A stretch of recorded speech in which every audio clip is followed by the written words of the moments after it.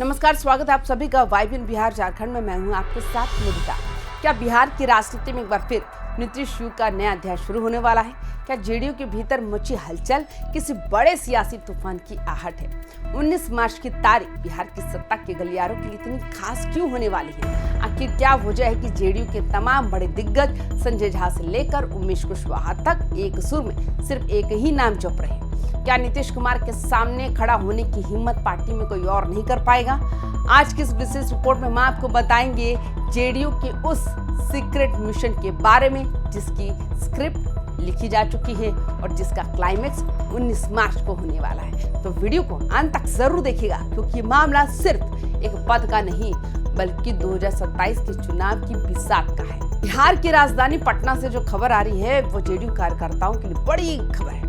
मुख्यमंत्री नीतीश कुमार एक बार फिर अपनी पार्टी यानी जनता दल यूनाइटेड के राष्ट्रीय अध्यक्ष पद की कमान संभालने की तैयारी में। पार्टी की ओर से जारी आधिकारिक कार्यक्रम के मुताबिक नीतीश कुमार 19 मार्च को राष्ट्रीय अध्यक्ष पद के लिए अपना नामांकन दाखिल करेंगे। खबर तो ये भी है कि नीतीश कुमार ने नामांकन से जुड़े सभी जरूरी कागजात पर हस्ताक्षर कर दिए। ये सिर्फ एक औपचारिकता नहीं बल्कि ये संदेश है कि पार्टी में सुप्रीम कौन है। जेडीयू के राष्ट्रीय कार्यकारी अध्यक्ष संजय कुमार झा समेत करीब 10 वरिष्ठ नेता उनके प्रस्तावक बने हैं, जो ये दिखाता है कि पार्टी के शीर्ष नेतृत्व को नीतीश कुमार के अलावा किसी और पर फिलहाल भरोसा नहीं है। सवाल ये उठता है कि नीतीश कुमार आखिर बार बार पार्टी की कमान अपने हाथ में क्यों लेते हैं? क्या जेडीयू में उनके कद का कोई दूसरा नेता नहीं?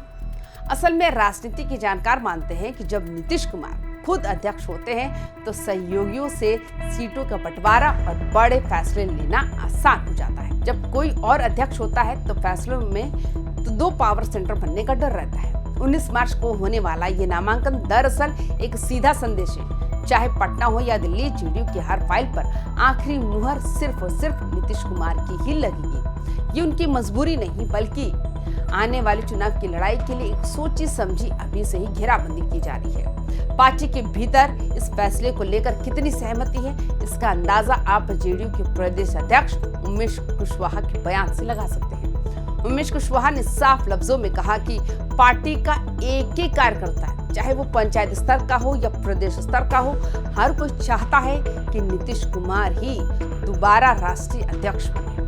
कुशवाहा के मुताबिक नीतीश कुमार के नेतृत्व में ही पार्टी न केवल मजबूत हुई है बल्कि संगठनात्मक रूप से एकजुट बनी रही है। अक्सर चर्चा होती है कि जेडीयू में गुटबाजी है, लेकिन नीतीश कुमार का अध्यक्ष बनना इन सभी अफवाहों पर पूर्ण विराम लगाने जैसा है। इस पूरे नामांकन प्रक्रिया में 2 चेहरों पर सबकी नजर है। एक तो संजय कुमार झा हैं और दूसरे उमेश कुशवाहा। संजय झा जो राष्ट्रीय कार्यकारी अध्यक्ष हैं, वह दिल्ली और पटना के बीच एक मजबूत कड़ी बनकर उभरे हैं। वहीं उमेश कुशवाहा की बात करें तो वो संगठन को जमीन पर मजबूत कर रहे हैं।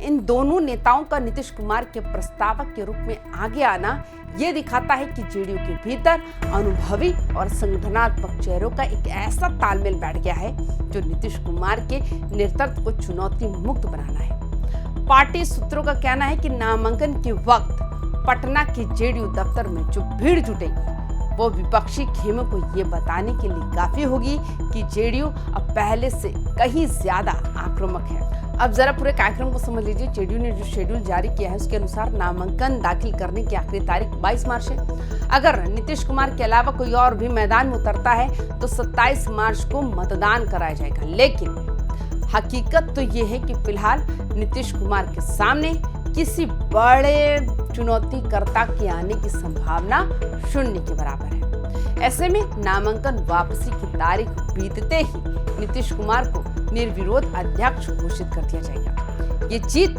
सिर्फ एक पद की नहीं बल्कि उनके राजनीतिक रसूख की भी होगी। राजनीतिक विशेषज्ञों का मानना है कि नीतीश कुमार का अध्यक्ष बने रहना जेडीयू के लिए संजीवनी जैसा है। बिहार की पेचीदा राजनीति में उनकी पकड़ और दशकों का अनुभव पार्टी को आगामी चुनावों में बड़ा फायदा पहुंचा सकता है, चाहे सीटों का बंटवारा हो या सहयोगियों से मोल भाव। नीतीश कुमार का अध्यक्ष पद पर होना पार्टी के हाथ मजबूत करता है।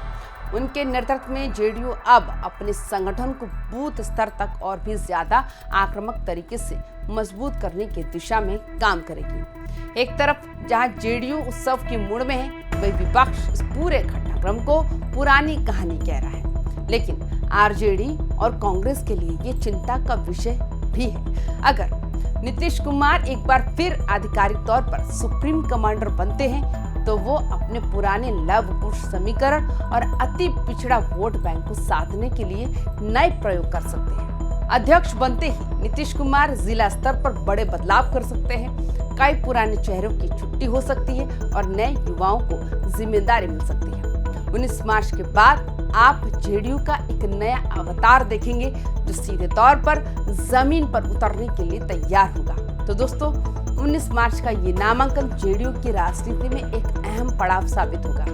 ये साफ हो जाएगा कि आने वाले समय में पार्टी किस दिशा में आगे जाएगी और नीतीश कुमार की भूमिका कितनी महत्वपूर्ण बनी रहेगी पार्टी में। क्या नीतीश कुमार का ये कार्यकाल जेडीयू को नई ऊंचाइयों पर ले जाएगा? आपको क्या लगता है, क्या जेडीयू में नीतीश कुमार के अलावा भी कोई ऐसा नेता है जो राष्ट्रीय अध्यक्ष पद की जिम्मेदारी संभाल सके, या फिर नीतीश कुमार ही पार्टी की असली ताकत है? अपनी राय कमेंट बॉक्स में जरूर दें। बिहार की राजनीति के हर छोटे बड़े अपडेट के लिए YBN बिहार झारखंड को अभी सब्सक्राइब करें। जय हिंद, जय बिहार।